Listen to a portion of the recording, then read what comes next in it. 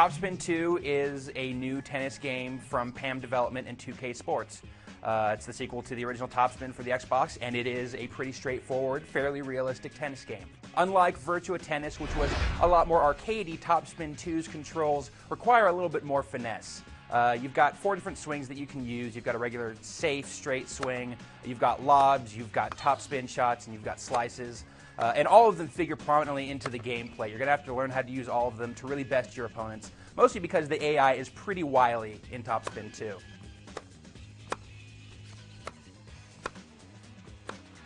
There's also additional types of shots called risk shots, where you can use momentum, which you build up naturally over the course of a match, to perform a super powerful shot. Problem with the risk shots is that the risk to reward ratio is kind of off. And if you screw up a risk shot, you pretty much give your opponent a free point. 15. That was a problem in the original Topspin. It remains kind of a problem in Topspin 2, but they've also introduced advanced techniques that you can use, which use up a little bit less of your momentum meter and don't pose as much of a risk to you as the risk shots do, but still give you extra potent shots. In general, the gameplay is really tight and really responsive. It's pretty intuitive if you've played past tennis games like the original Topspin or any of the Virtua Tennis games. As far as modes go, you can jump right into a straight exhibition match. There's 24 different licensed real-life tennis pros that you can play as, including top players like Maria Sharapova, Andy Roddick, all the names that you would expect to see in there of currently active players. You can choose to play as them, you can choose the difficulty of the AI, the court that you're playing on. The game actually has a pretty incredible variety of courts. There's real-world places you can go to, like you'd expect, Wimbledon, the Paris Open, but then there's also kind of fictional, lower-level places you can go to, just like open public courts and like community centers in Chicago. Stuff like that that really give a breadth to the environments that you can play in. So you can play an exhibition match, just play through it as you like. You can also create your own tournament, defining the number of real players, the number of AI players, where it happens, all sorts of things. The game also features a really compelling career mode with a really great character creation system that gives you a lot of control over how your character appears. A lot of details in the face that you can manipulate, the build of your character, the sounds that they make. You can choose male or female, you can choose their age, their nationality. You jump into a career, you start at the bottom of the heap, and the idea is that you want to work your way up. Now, you can do a lot of training exercises, you can compete in tournaments, and there are also special events that'll open up for you later on. You don't want to jump into tournaments right away because you're starting off as a scrub. You're just not going to have the skills to compete against the competition. So you go into the training mini-games, which pretty much fall in line with how tennis training mini-games have operated since the Virtua Tennis days.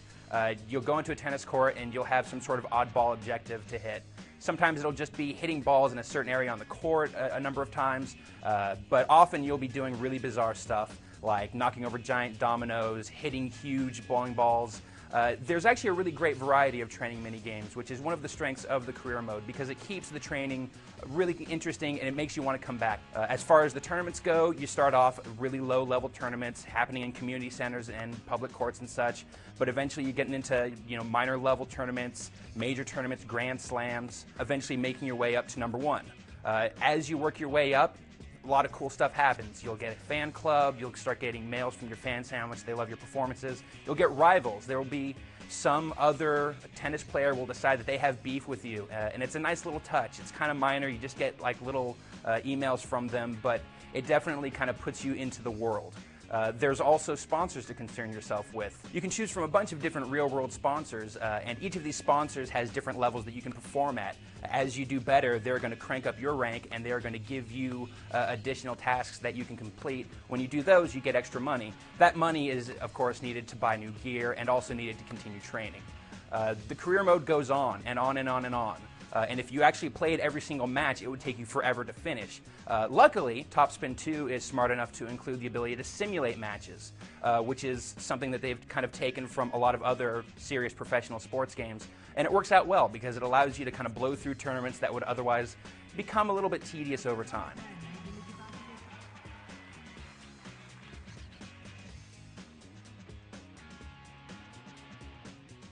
Now, both the exhibition and tournament modes can be played multiplayer. There's also the party mode, which includes 3 minigame-esque multiplayer challenges. They're multiplayer-only games, and they're very reminiscent of the training mini-games in the career mode. The game also has Xbox Live support, but unfortunately, the gameplay selection there is pretty anemic. There's not a lot of modes for you to choose from. Not even any of like the training mini-games or the party games are included. However, the performance that we experienced was really great. The game ran silky smooth. It still would have been nice if they had included a better variety of gameplay. Topspin 2 is a good-looking Xbox 360 game. It's not a real, technically grandstanding game. It's not going to get up in your face with a lot of amazing special effects. But there's a lot of good detail going on in every aspect of the presentation. The character models look really good. They're sharp, well-detailed. There are problems. The faces look a little bit too real, but not real enough at the same time. So there is a kind of eerie look in the eyes that can be a little off-putting. And also the skin tone seems a little bit weird. They have sort of a mannequin-like sheen to them. But when you actually see them in motion, the animations are so smooth and usually chained together so nicely that it kind of washes away the problems that exist with the actual models themselves. The courts also feature a great amount of detail. You'll see a lot of ambient stuff. You know, you'll be playing in a public court and there'll just be a dude walking by outside. You'll see traffic. You can play in a Mediterranean resort level, and you'll see people hanging out by the pool. You'll see a dog out in like the parking lot. Things like that that really kind of create a better sense of reality around the court.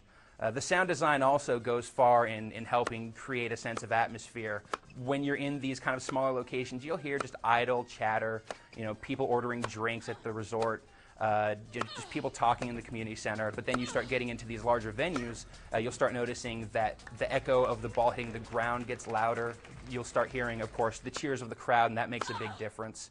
And even the court surfaces that you're playing on sound different when you're playing on them. Your shoes squeaking on a hardwood floor versus skittering across a red clay court makes a big difference. A lot of little touches like that throughout the game, though the sound design is not perfect. A lot of the grunts seem to get reused a lot. You'll hear the same handful of sounds coming out of the players over and over again. Also, the menu music is incredibly repetitious. There's only 2 or 3 songs, and they play over and over again. Topspin 2 does not really change the way that tennis games are played. It very much sticks to a lot of conventions that have been laid out in past tennis games. So if you don't like tennis games in general, Topspin 2 is not going to change your mind. However, it is a very well-made tennis game for fans. If you've played past tennis games and you're looking for something new, this hits all the right marks. The gameplay is really tight, the presentation is nice, and it's definitely worth picking up.